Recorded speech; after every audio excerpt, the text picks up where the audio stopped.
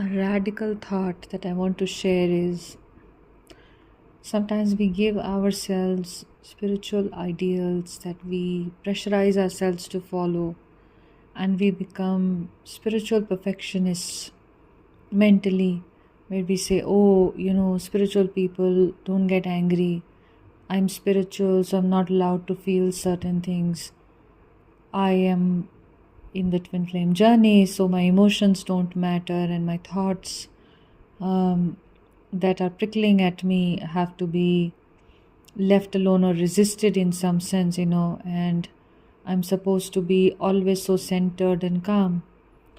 So there is nothing wrong with having these ideals in mind, but at the same time, it is very important to accept yourself where you are, to accept the emotion and allow the emotion that has arisen in you. And at the same time, to not label yourself as a different version of you that you want to see. It's not about building a new self concept from the older self concept. It's not about my older ego self was hurt and wounded and of the matrix kind, and now my new ego self can be a spiritual ego.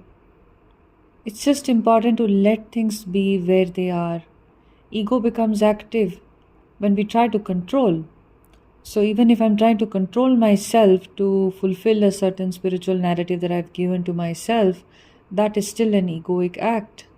So if on the contrary, I just allow everything to be the way it is, and I allow, accept, and I'm aware of whatever has come up, whether in me or outside of me, that is the path that is leading me forward.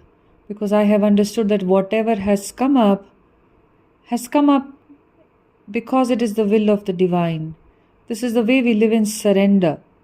It means that the soul or the divine must have allowed this to have come up. This is why it is coming up. So hence my will, as being one with the will of the divine, is this, that I also allow it, that I don't resist it, I don't create a story around it, and I absolutely do not try to fit into some spiritual perfectionistic standard that my mind has set up for me.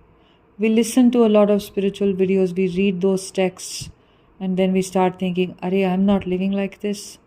And how do I bring myself to live like this over and over and over? But is it serving you to resist where you are, is what you have to ask.